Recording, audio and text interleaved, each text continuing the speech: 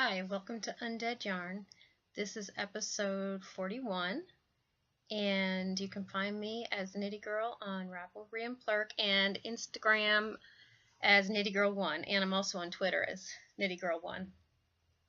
This is going to be a little bit of a different episode since I'm going to be talking about South by Southwest and Dallas-Fort Worth Fiber Festival. So I may not get to everything that I normally do during this episode, but so if you don't really care about hearing about South by Southwest or Dallas-Fort Worth Fiber Festival, maybe you should go and watch my episode 40 podcast. Anyway, I will get started with, I have one new project. I'm not going to show all the ones that I've been working on because y'all have seen those the last month, I think. I did start a new project, and it's in my Sew For You bag, and remember, she is donating one of her bags to our shawl along.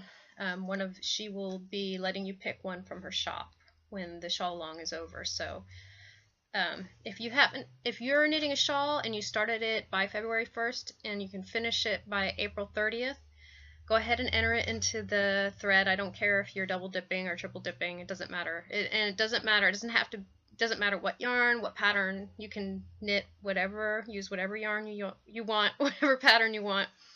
And we're not only giving away a bag, but you can pick a skein of yarn from my shop. I'm also going to give away, I have a skein of Funny Papers by Miss Babs in her BFL sock base. That's another prize. And I'm also going to gift someone a $10 or less pattern. That's 4 prizes, and I believe right now there's maybe only 8, something like that, 8 entries. So I know a lot of you are knitting shawls right now. You should go ahead and enter. All you have to do is be a member of the group in order to be a winner. Member of the group, and of course knit a shawl and post it. In this Sew For You bag is I joined the School of Stash with Mustache Yarns, and I know I'm probably not going to finish these socks by the time it's over, but I started knitting with the Unicorn Apocalypse colorway by Mustache, and I'm in the group to do the OMG heel. I stopped right before the heel, and then spring break came, and I haven't gotten to it yet, so I don't know if I'm going to be able to finish this in time, but I did join it, and I did start it, and I'm loving the yarn. It's fun to knit, and it's sparkly. I have one finished object, and it is the harmonized cowl. I finally finished it, and I really like the way it looks. When you wear it, you can wear it like this, and to me that looks like a flower. Or you can, tuck it in. And this is supposed to be the short version, but I'm a short person, so it's possible that if I stretched this, I might be able to twist it and double it over, although it might be kind of tight. So here's the short version. And this is with Kirby Werby Yarns, and I believe it's called the Bermuda Triangle. And it's a harmonized shawl by Christine from the Yarnings podcast. She has a long version and a short version, so if you like the way this looks and you wanted a bigger cowl, you can make it bigger and longer. So those are... I do have one more. Well, it's not really an FO. It's a spinning... I guess you call it a hoe. Where did it go? Here it is, underneath a bunch of my stuff. I have a lot of my stuff from Dallas-Fort Worth here. This is, and it's so funny because now that I've spun the whole thing, you can't see all the colors. I guess you can see them a little better when you get up close. This is Gritty Knits, and it is her Corriedale. There's just almost every neon color you can think of in here, and I had so much fun spinning this. It's not the softest. I know some people have said they don't like that about Corriedale, but I really had fun spinning it. It's not rough. Does not remind me of the Navajo churro I spun. That after a while I was kind of like, I'm getting tired of spinning this because it's not as much fun as other stuff. But this was pretty fun to spin. I think it was soft enough that it wasn't, it wasn't annoying, and I like that you can do long draw with it. I did supported long draw for some of it and then worsted for some of it, so it's probably like an in-between, a little bit of both. And this is the whole 4 ounces. I got the whole 4 ounces on one bobbin. And what I think I'm going to do with this is I have some gray domestic wool that I dyed. Yes, I dyed wool gray. And I'm going to probably spin that up and ply them together because I think this would go really pretty with the gray color. So that's what I have for finished objects. Oh, I guess that one's a hoe because it's not plied yet. I'm just going to go ahead and start talking about my past few weeks. I went to South by Southwest, and on Sunday I went to the Spotify house and I got to see 4 bands. It was a lot of fun. There are a lot of parties at South by Southwest that are free if you know about them and you sign up for them ahead of time. And they have free food and drink. And I saw 4 bands. I saw James Davis, Marion Hill, one I'm not sure how to pronounce, Centaurus maybe, and Conrad. My favorite was Marion Hill. I thought she was a lot of fun. She was really spunky, and I enjoyed the music a lot. Conrad was good too. He was from Australia, but my favorite on that day was Marion Hill. And then on Tuesday, I didn't go every single day. Normally I go every day, but after last year, I don't have as much energy as I used to, I guess. I felt so wiped out last year after we went out every day for South by Southwest, and we just go during the day. My husband does do the interactive portion of South by Southwest, so he sometimes goes to the parties in the evening, but I don't really do that anymore. So I didn't go every single day. I went on Sunday, and then I went on Tuesday, and Tuesday was mostly just to pick up badges, and it's funny, I had to wait in line for over an hour to get a badge to go to Fader Fort. And I got another badge, and I just walked right up and got it.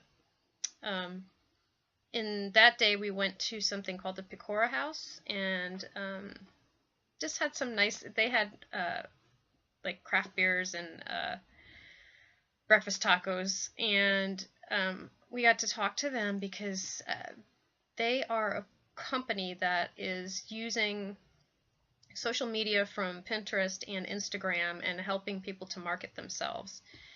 But when I was talking to them, I think what they do is probably on a more expensive level than I would be able to use, but it's interesting.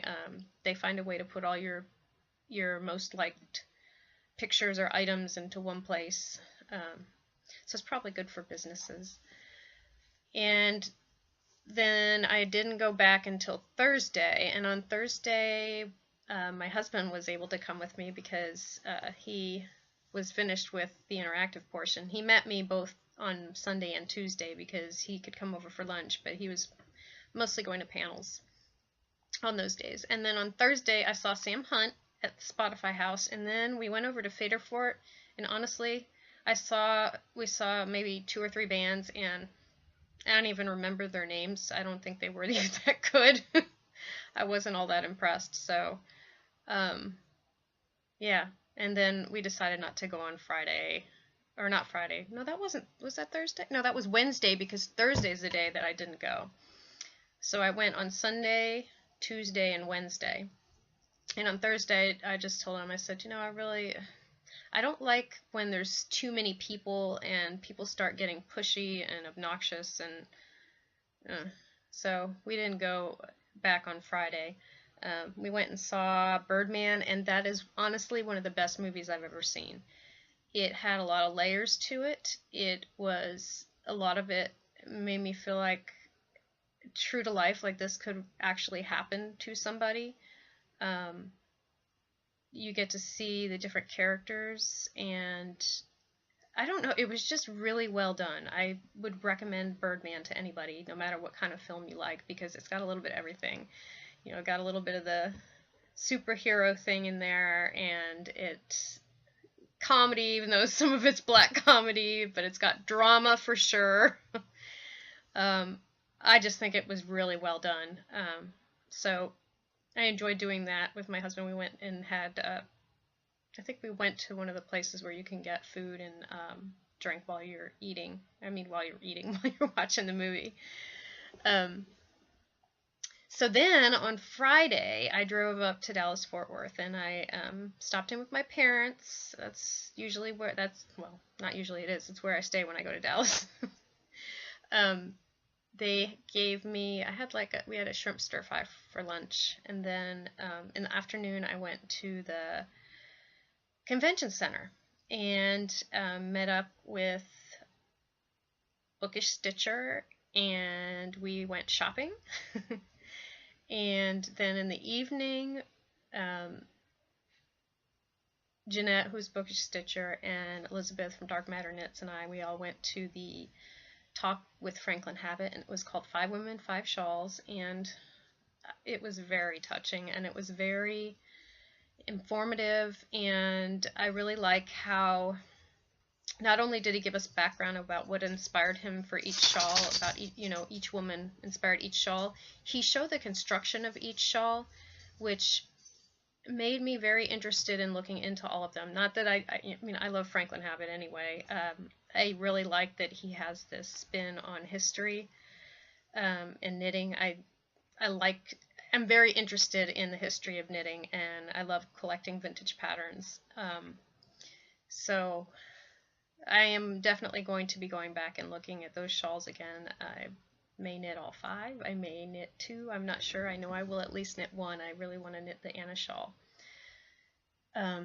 So that was a lot of fun. And then the next day, I got in late. I had breakfast with my family, and then I came in and did some more shopping. And then there was a podcaster meetup, which was basically all the podcasters sitting around and maybe 5 other people.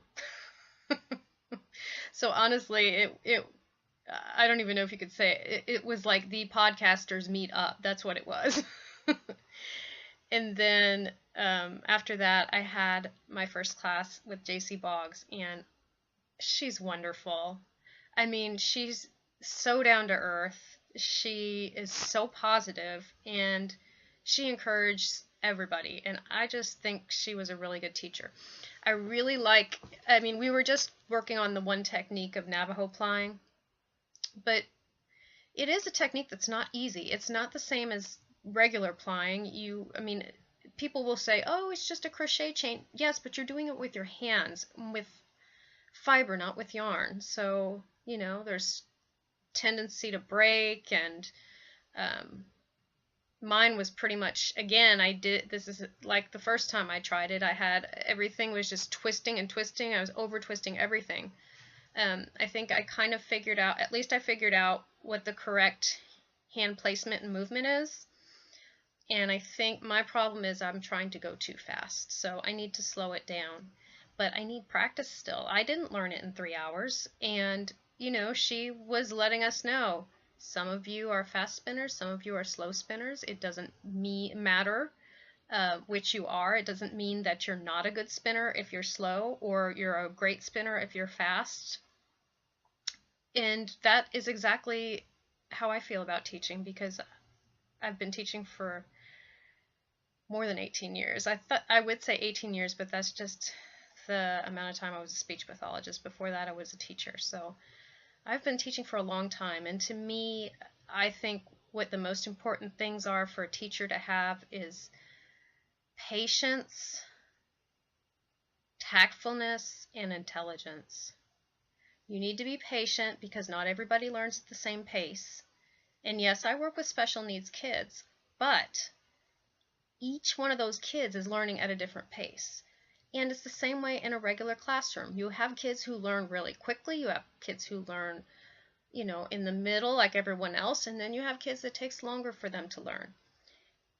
And the interesting thing is, a lot of times for that, it depends on the subject.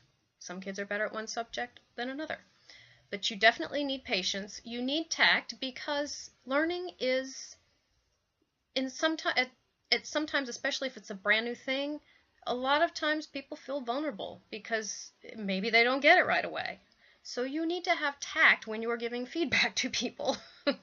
I think that's very important. And intelligence is not just, yes, you need to know your subject matter. Yes, you should be able to speak clearly, enunciate, explain the ideas well, but also have the intelligence to know how to feel out the room. You know, if you have a big class, like these classes that we had, you know, they're 20 or more people, usually, not always, you kind of need to teach down the middle because it's only a 3-hour class. But just because somebody doesn't pick something up in 3 hours does not mean that they can't do it. So I think that JC Boggs was a wonderful teacher. She let us come up and watch her do the action over and over. And she would slow it down, and she answered our questions. You know, somebody said, what do you do when it breaks? And she actually said, okay, why don't you guys come up and I will show you what I do when it breaks. And she tried different things. The first thing she tried didn't work, so she tried it again. I just thought she was a great teacher, and I would love to take another class from her. I think she does one where there was one that was an all-day class, and I normally don't like all-day classes because I end up being really tired by the end of them. But I think I would enjoy taking her all-day class sometime because she went over all different kinds of flying. Anyway, I just have to say, I thought she was a wonderful teacher, and at the end of the class, she let us sign her wheel. So it was kind of interesting. You could like look around and see who else had been in her classes and who'd signed the wheel. And then the next day, that night I had dinner with Jeanette and Elizabeth and Ann Podolsek, and Ann and Elizabeth are starting the business together. I think if you watch the Dark Matter Knits podcast, you've heard more about that. And then there were some people from San Antonio that I met, and I don't want to name any names because I'm not very good with names. I remember their faces, and actually I think one of them I've found on Ravelry. I don't know if I haven't been able to find the other two people yet, so just know, guys, we had a good time. It was fun, and the food was really good. We ate at a Japanese restaurant. And that's as far as I got in my notes. So what I'm going to do is just start showing you guys the stuff that I got at DFW. If you don't like enabling, maybe you want to tune out now. Before I go into enabling, I will also mention that the autism awareness knit-along is going on soon. It's going to start April 1st, and it's with the Penhook and Needles podcast. They're the ones who started it, and they also have Emily from Fibertown joining in, and I will be joining in. And excuse me. And I think Nicolo's World is also going to join in. So there are 4 ways for you to win. You can enter your items into 4 podcast groups, and I know that they make it so that you don't have to finish your project in order to be eligible for a prize. You just have to have your work in progress. I will go more into the rules on the next podcast because right now I can't remember all the rules, but excuse me, we will be posting, I will start a thread on April 1st for the autism awareness. And remember, the shawl along goes through the end of April, so you still have time. And if you knit something for autism awareness in bright colors, and it's a shawl, you can put it in my shawl thing too. I'm fine with that. Then you'll have 2 chances. And I have not decided what I'm specifically going to give away yet, since I just, I was just worrying about the shawl along.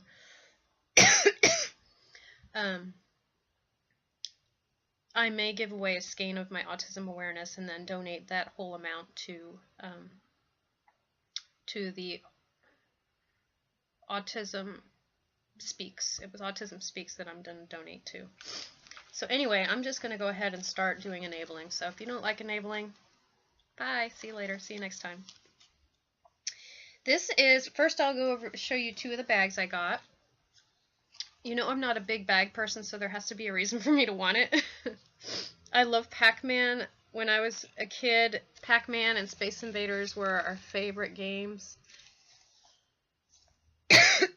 So I had to get this one. This is from Little Monkey Stitch and Spin.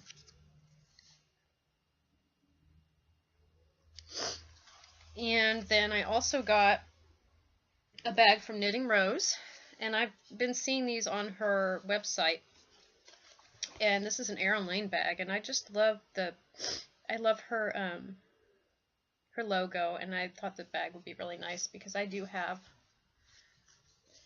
Huh. Oh, cool. Okay, I guess I could actually snap that on my wheel if I wanted to. I could use it for spinning. And the other bag has the same thing, a little snap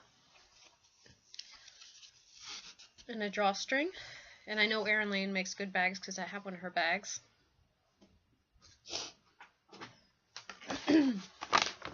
I would stop and go get some water, but I'm not very good at, I don't really know how to splice stuff together, and I don't want to bother my husband, so I may kind of speed through this last part because I do feel like I'm going to start coughing again.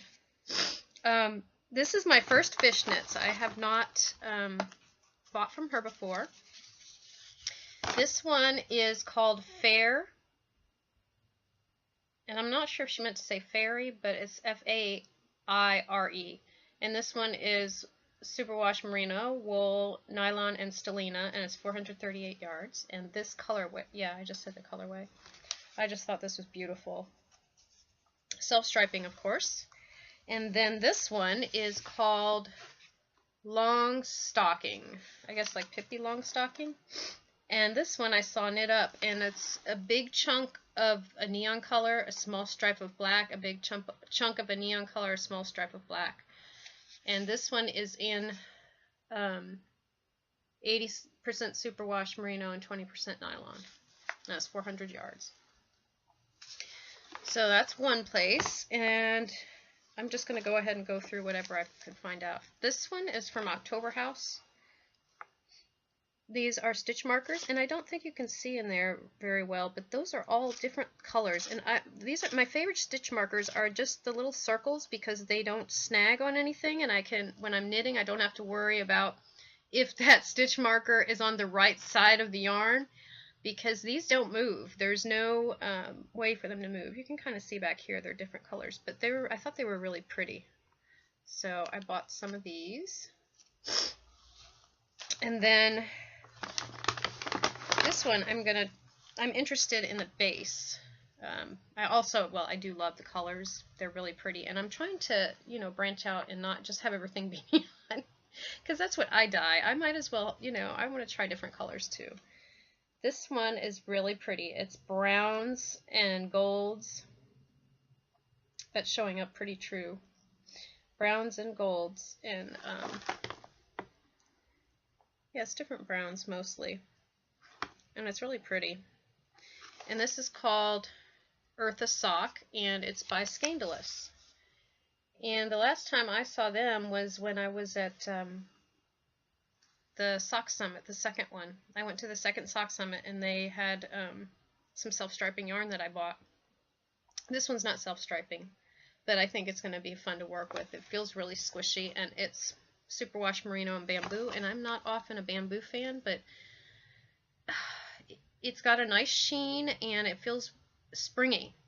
My problem with bamboo is I used bamboo for a sweater before, and all it did was just grow continuously. Every time I wore it, it was so long I felt like I had a skirt by the end.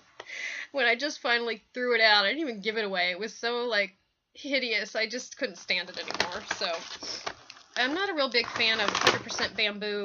But I do have some, and I probably will try at some point to use it for a shawl, because maybe that, maybe then I would like the way that it drapes. And these are just lovely, and I think out of all my stuff, this may be the thing that I knit first.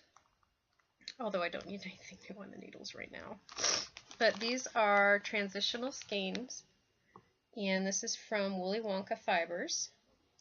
And the colorway is called Aurora, and it's 100% superwash wool with 400 yards. I'm not sure what I'm going to do with that, but there are several cowls that are really pretty that I think might be appropriate. Fishnets also gave me a stitch marker, which I will have to make sure I find a place for before it disappears. And I got this really cute orifice hook. I've been wanting, ever since I got my wheel, I was disappointed it just came with a plain orifice hook, but I mean, that's how they all come. But there's so many cute ones out there, and I found this one. This was, I bought this at Jerry Brock's booth. She said her sister made it. And I don't know if you can see, but it's a little lizard. Let's turn it around this way. Here you go. Yeah. It's a little lizard on a hook. How cute! So I'm excited to use this. And she calls herself Linda Lou Beads. Linda Lou Beads. And also at that booth, where did I put the fiber? Oh, I bought some fiber from, I found out they were from Austin. And I don't know where, oh, is this it? It's a bat. They were selling bats, and they're called Four Hens Fibers. I guess there's 4 ladies who really enjoy doing this. And this drew me in because I don't have a lot of dark fiber. I don't always like to, I spun some dark fiber, and I was disappointed because you really can't see all the subtle pretty colors in it because they were all so dark they ended up muddying together. But this one is a navy blue with navy blue sparkles, but it's got gold. So I think this is gonna spin up really fun and pretty because I'm hoping you can still see the gold, and it'll keep it from hiding all of those different colors in there. So this is 4 Hens. This is the only fiber I bought because when I brought my wheel with me to go to DFW, and I've been storing fiber in the carrying case, and it's a big carrying case. I mean, my wheel is a traveling wheel, but it's big. I have to undo it and take it apart to put it in the bag. And so when I took all the fiber out of the bag, I was like, wow, I have a lot of fiber, and I even have fiber in my closet in here. I need to stop buying fiber. I mean, okay, I have like way more yarn than I need, but I don't want to have fiber everywhere too. So I only bought 1 thing of fiber, which I think was pretty good, even if I did buy even more yarn than what I've just shown you. Here are my other things that I bought. And we did get a bag from DFW, just like we always do. It was another nice bag. They always give you a good sturdy bag to carry stuff in. And it's a bag you can use for knitting or for many other things. I got this at the Hill Country Weavers booth because I have not seen Miss Crosby yarn that was variegated. I thought it was all solids. But they had a retreat, and so this is called Hill Country Wildflowers. They had Miss Crosby dye a special skein for them, and this is a single ply superwash merino fingering weight. I'm thinking this will probably be a shawl. I'm not sure what else I would knit out of that. Definitely not socks if it's a single. These I want to knit socks out of. This one I want to knit socks out of. If I don't start with the Woolly Wonka, I'm going to start with this one. This is from Brazen Stitchery, and I talked about her at when I went to the Yellow Rose. She was at DFW in one of the yarn shop booths, and I bought District 12, and this is her DK weight, so I'm planning to make some nice squishy socks. And I don't think you can see. Yeah, you kind of there now. You can. There's yellow in there too. These are my colors: orange, yellow, and brown.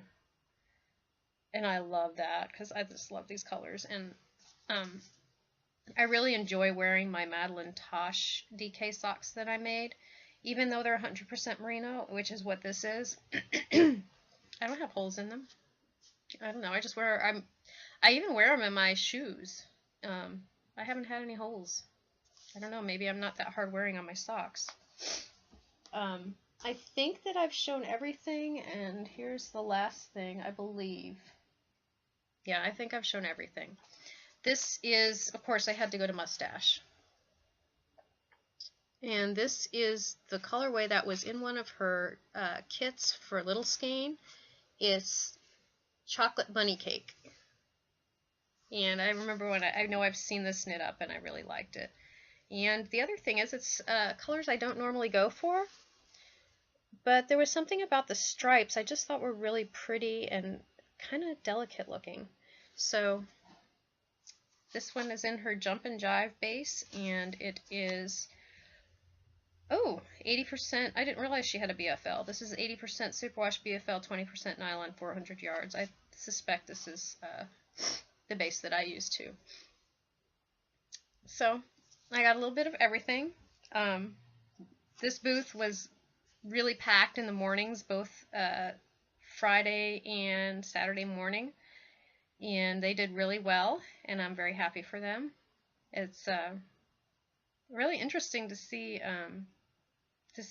how different people have grown.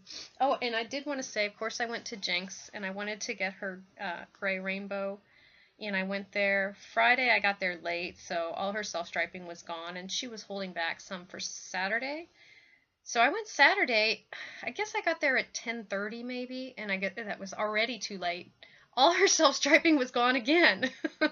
So it was really nice. She had her computer open and she was taking orders. So I ordered, I think it's called Grainbow, and it's pretty. It's like these delicate, like pastel colors of the rainbow with the gray in them instead of the bright colors that I would dye.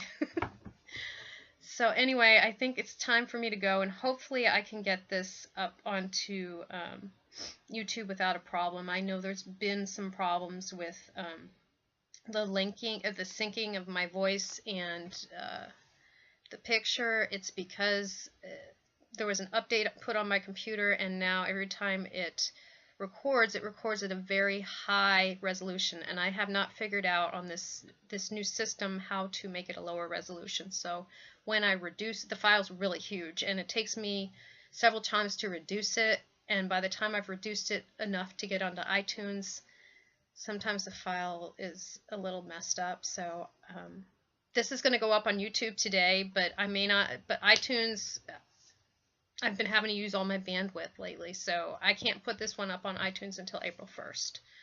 So I hope that y'all are able to watch me on YouTube soon.